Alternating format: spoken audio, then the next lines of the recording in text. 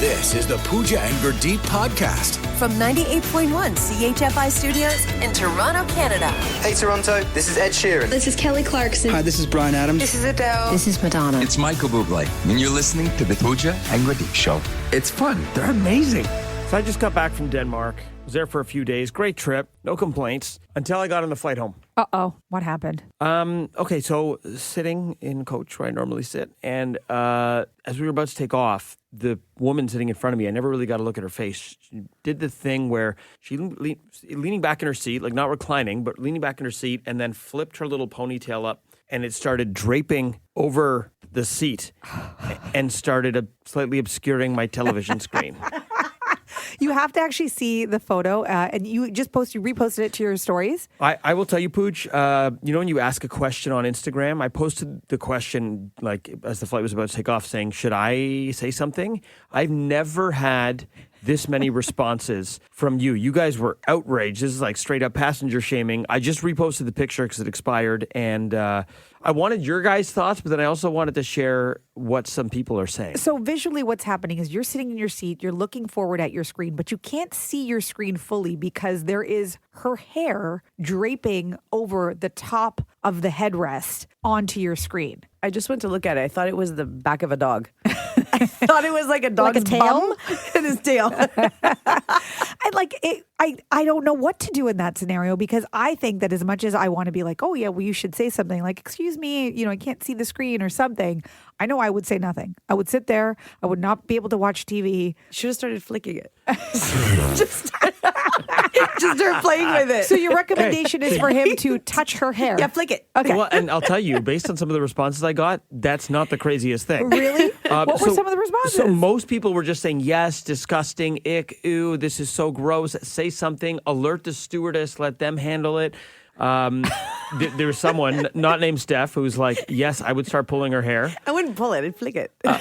Someone else texted, named Maddie, and said, do you have gum? Oh, no. I got a lot of people who just texted the scissors emoji. No. What is wrong with people? Someone asked if I should put it, if I should tell them to put it in a low bun or high pony. I cannot imagine that conversation. Hey, do you mind just doing a little low bun or maybe even a high pony? Yeah. Can you imagine? Ariana styles? Someone said, dunk her hair in your glass of water. No. Yeah. Wow. Like she is probably oblivious, didn't even know this was happening. No, she just tied her hair up. No, but she did realize. the thing where she leaned it over the seat. I'm like, I think she knew what she was doing. She probably figured her hair wasn't super long. She probably figured this is short hair. This isn't going to go all the way over the back of the seat. But if you look at the picture, again, it's posted at Gurdeep Bay. Go look at the picture.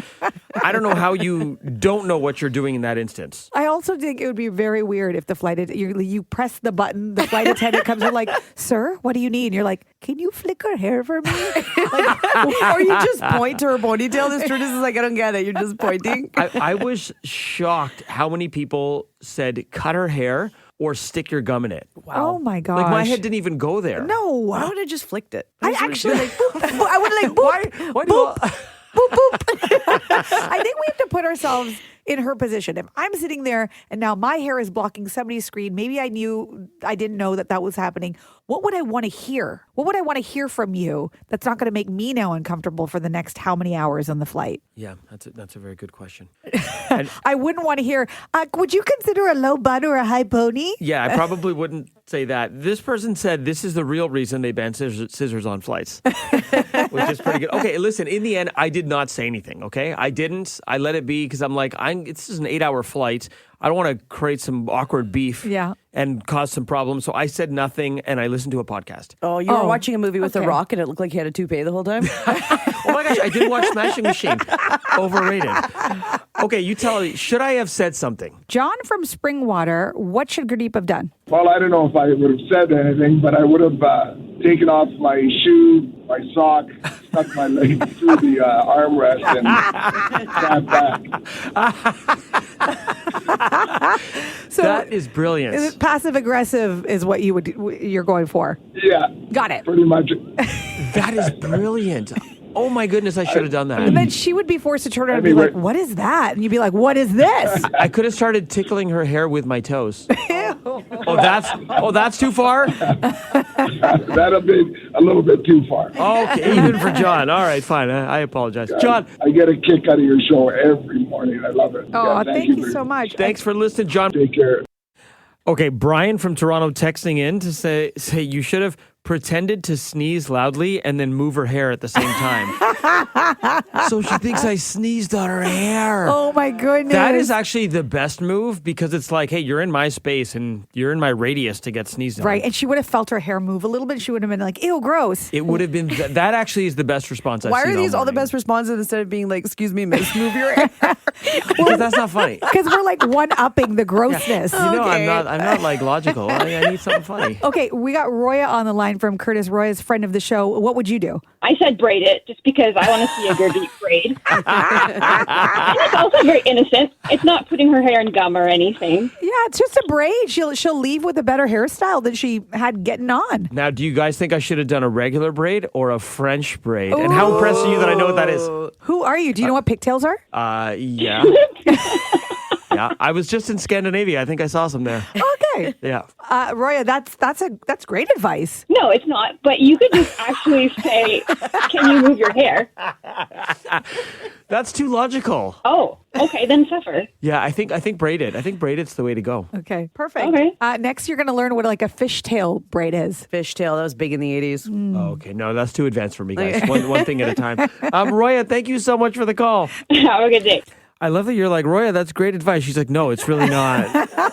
She's like, this is meant to sound ridiculous. Steph, we got time for one more here? Okay, what should I have done on the plane with this girl's hair draped over the front of my seat here? Zoltan from Scarborough. Gurdeep, I see you as the smartest guy in TO, the GTHA, and you missed your chance at a date, buddy. Oh! She saw you when you were bored in the plane and figured out, how am I going to get to connect with this guy? Ooh. And this was her opportunity, and you missed it. Sorry, Gurdeep. Okay, Zoltan, I like you right off the hop for saying I'm the smartest man in TO. I'll be honest. I also like you because you are playing into my reality TV / rom-com I love love. Yeah. I did. That did not even cross my mind. Exactly. Your guard was down. Was she cute? I never got a look at the face. Yeah. But the You hair was went for a good? nonchalant walk to the washroom. The washroom was behind me. I went 4 times. Well, just play dumb. That's interesting. Did she at least have good hair? Well, you tell me you saw the picture. A few people commented that her hair looked brittle and had some split ends. So, I don't know. That was your in for a conversation starter. Wow. Interesting. You know what? I don't know how to feel about this because I feel like, if men think that this is a sign that we want to talk to you, we got, like, I touch my hair a lot. I don't want to talk to anybody. And No touching the hair, no flicking the hair, no gum in the hair, but just the segue into saying hello. Right. Okay. yeah, I just yank on her hair. Hello. That's what kids do in kindergarten when they like someone. It's Okay. true. Zoltan, you might be onto something. Thank you for the call. All right, good luck. Take care. Have a good day. From CHFI Studios, It's the Pooja and Gurdeep podcast. now, Pooja and Gurdeep's Shower Thoughts. If you tried to fail and succeed, what did you just do? Fail or succeed in failing?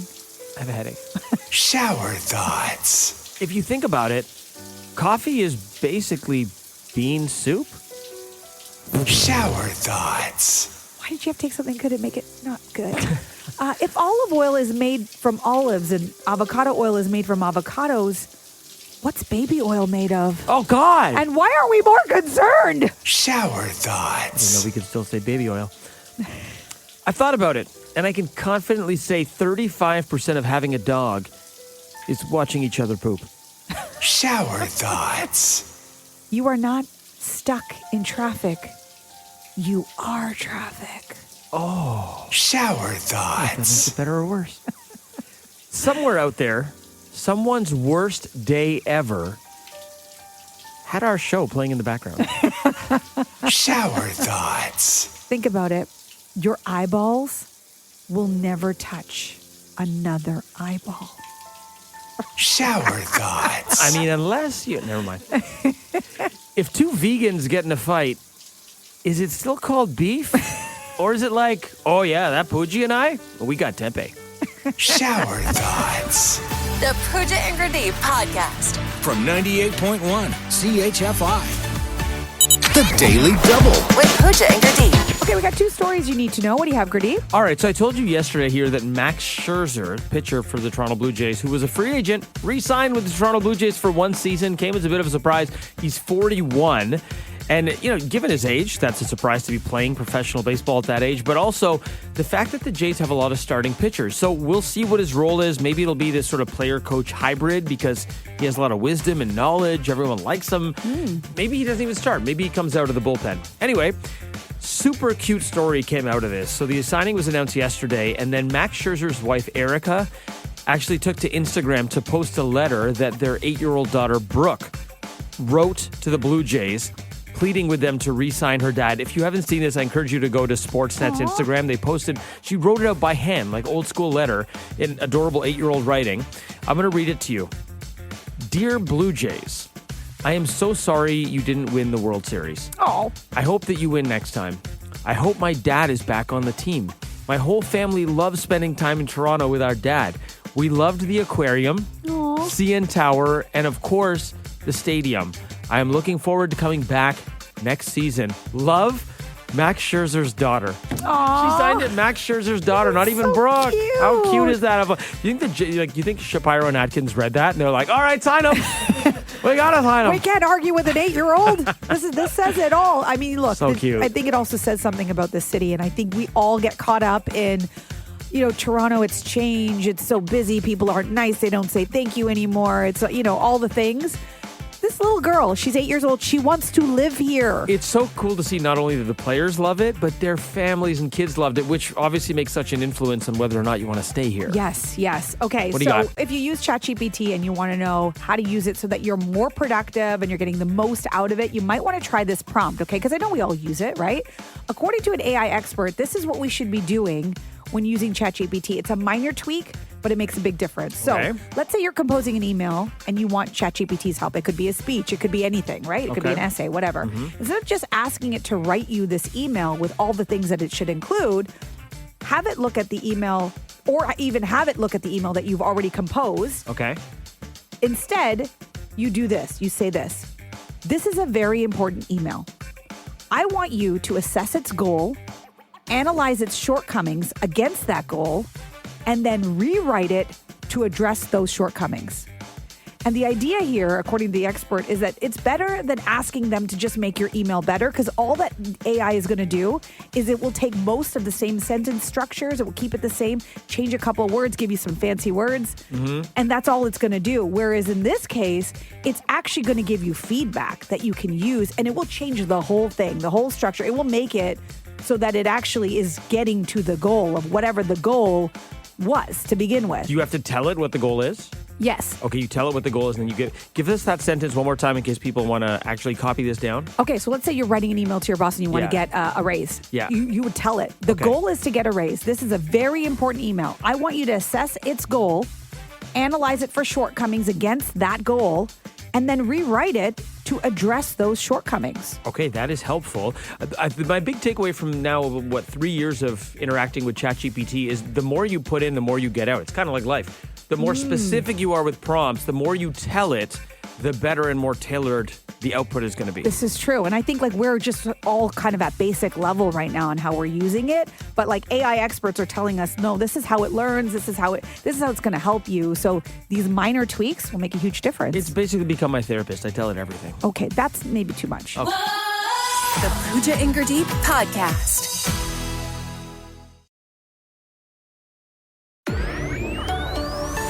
This is the Pooja and Gurdeep podcast. And now, another Pooja Masterclass from TikTok University. So in case you're not familiar, I've been attending TikTok University. I've graduated. I'm now working on my master's. And really what that means is I get a lot of information that I pass on to you from TikTok. And it looks like Steph is now becoming a student. You took one course I at took TikTok one University? course and I'm already a pro because this hack worked like a charm. Okay, so you learned to hack on TikTok and now you're going to bring it to the masses. Yes. Okay. So on the weekend, it was my daughter's birthday. So I went and I bought her some flowers and I got her tulips because I was like, oh, tulips are out. I love tulips. Oh, it's already tulip season. Yes. Okay. Even though it keeps snowing. So I got the tulips and I put them in the vase and I was like, I know they're going to droop. So I'm like, let me go look if there's something I can do.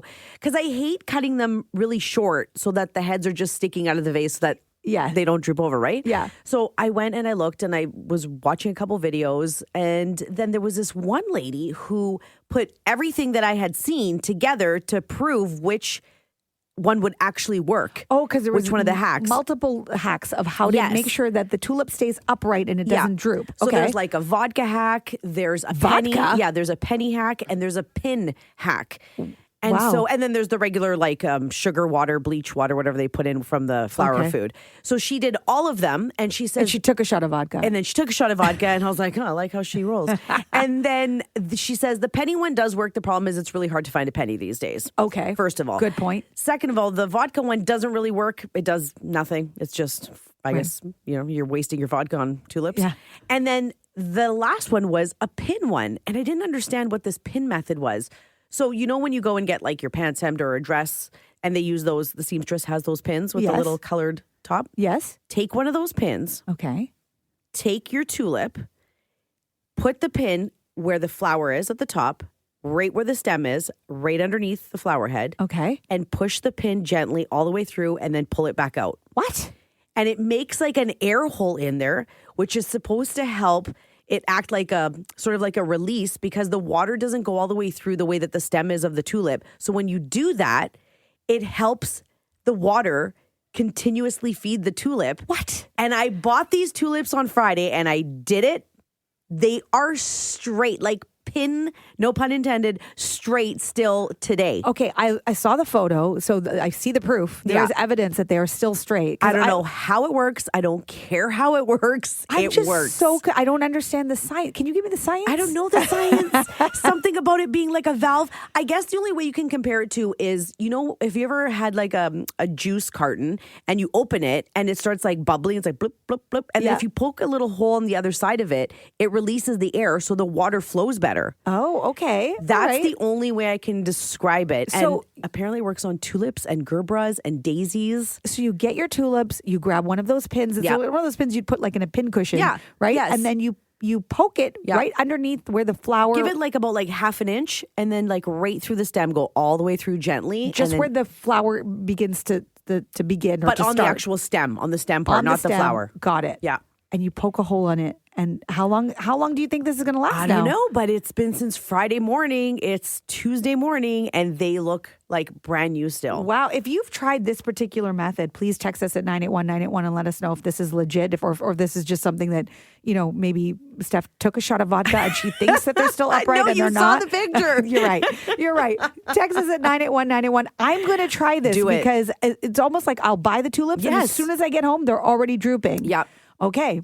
TikTok University. I know. I'm impressed. I think I'm going to give you want to take the course? A+. Thank A+ for you. you, Steph. From CHFI Studios, It's the Pooja and Gurdeep podcast. Did you eat your protein today? You gotta eat your protein. If you want to be jerked, you gotta eat your protein. I'm eating it. Drink your water. Drinking it. Put cottage cheese in it. It's so good.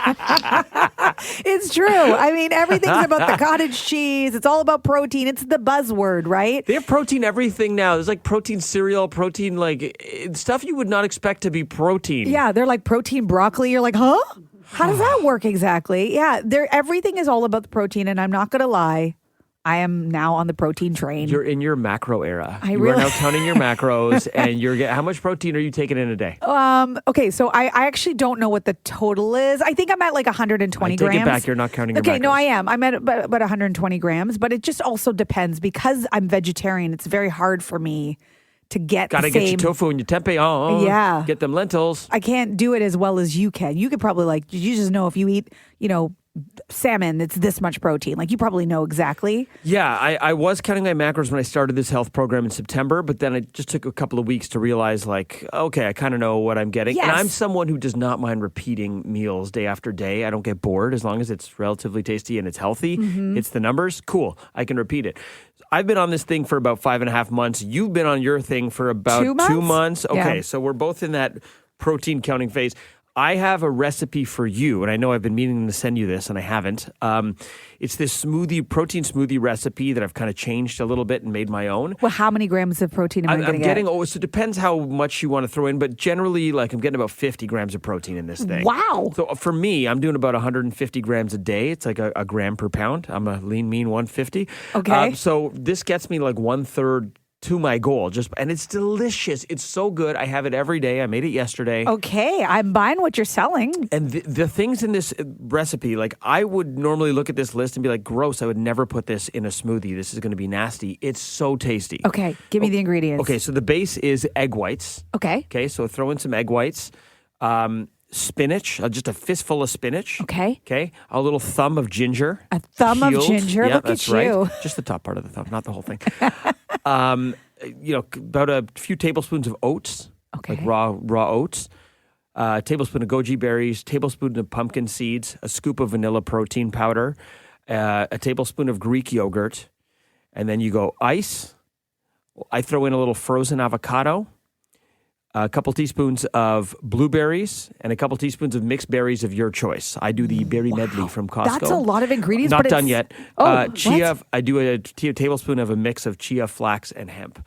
Oh my! So it's a lot happening, and the egg whites would normally put me off, and like actual tofu that I throw in. I missed one ingredient. Yeah, tofu.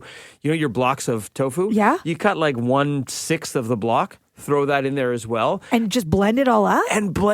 And I like my stuff cold. So once it's blended, and it's sort of like a greenish purple consistency colors, depending on how many blueberries you put in, I throw it in the freezer, put the whole blender in the freezer for like, 10 minutes, 15 minutes. Let it get nice and cold, where it starts kind of sticking to the side of the inside of the blender. You pour it out, put some pumpkin seeds and maybe a couple of berries on top. Boomsies. It's so good. That sounds delicious, actually. It's so good. The egg whites and tofu don't turn you off in a smoothie? I don't know if I have all of these ingredients. Go get 'em. Goji berries? You just have goji berries handy? Gotta hit up that bulk barn, baby.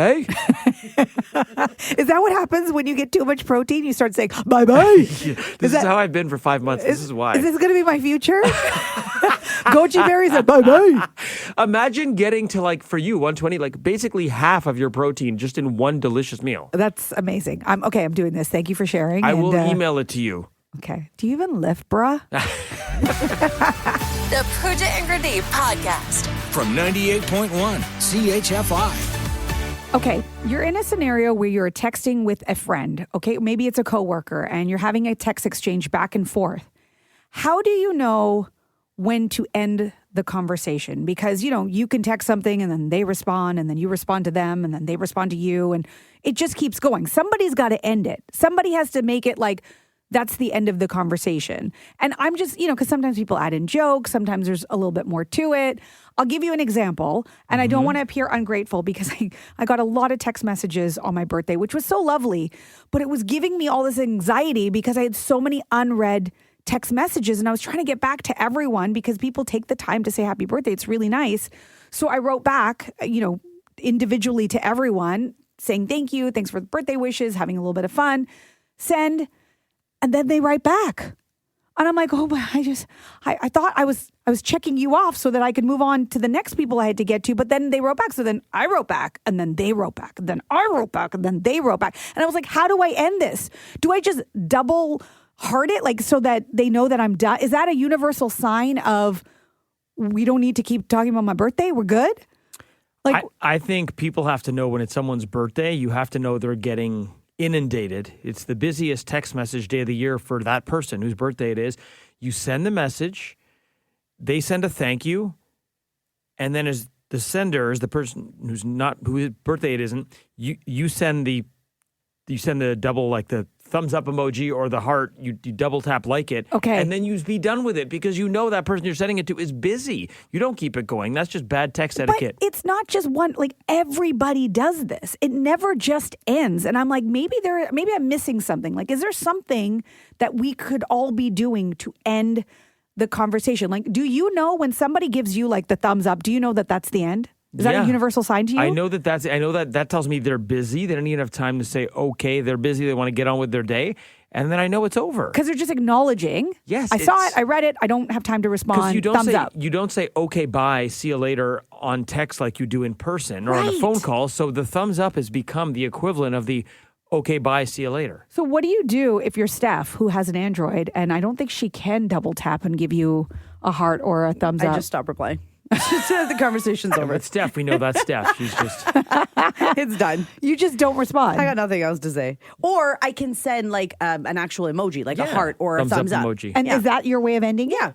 Okay. So is this like universally known? Does everybody know this? Well, obviously not, because what you experienced on Monday on your birthday, that happens to me too. Like most people get it, but I'll say like 10 to 15% of the people then start engaging like, so how have you been? What's new? No. This is not the day to do it because it is so labor intensive trying to respond to everyone and acknowledge everyone's birthday message. And let me tell you what, Pooj, I hope you've checked your DMs because this is just your text. Guess what? In your DMs, there's 100 more, 200 more that are expecting a response. This is true. And I have tried. I've started to respond. But then again, there's another response. And I'm like, I can't. I don't have this much time in the day. So I guess we're asking you, how do you know when to stop replying to your text messages? Like, is this a thing? Do you just do the thumbs up or am I missing something? Should I be saying something else? Maybe there's an etiquette you're aware of that we don't know about. Danielle in St. Catharines, what do you think? I have a really hard time with this, and kind of my go-to is if there's a text conversation that I don't want to continue, generally I'll reply with something like, thanks so much for thinking of me. Hope you're well. Have a great evening or have a great day. And that kind of puts a period on the conversation. And if there's anything further, then, I kind of don't know what to do at that point, but that's kind of my go-to. I like that. You end it kind of like, have a good day, have a good evening, because that sounds like an ending. Yeah, and maybe you mix in a little smiley emoji. I like that. Okay, Danielle, I'm going to start doing that. Have a great day. You too. Oh, she just did it to us. See, and then I said you too. What if somebody writes back you too? And now we're still talking and Danielle wants to go. Bye, Danielle. Bye. I'm realizing I'm the problem here because I would have responded with you too. That's the problem. Text message coming in here, no name, but it says my mom's friend sends the waving girl emoji to indicate she's done talking. Oh. That's a good one. Which is the waving girl emoji? With a hand up. I always thought that's I thought she was asking a question. Maybe present, but I guess she's also saying bye. Oh, I'm out. I would think that involves a, hey, yeah, what's your issue? I'm going to start doing this. Did you respond to this person on the text line, by the way? No, I should do it with that. Do the waving girl emoji. Let's do one more here. How do you end a text conversation? How do you know when it's over? Lydia and Simcoe. I hate email or text banter back and forth, okay? It drives me nuts. I just, say, okay, thanks, have a good day, and stop. Yeah, that seems to be a popular way to do it. Have a good day, and then it's done. Yeah. Okay. Interesting. See, it kind of makes it sound formal, like an email to me, but I guess that's a firm way to let people know, hey, the conversation's over. Done. Correct. What if instead you just went, sincerely, Pooja? Does that end it?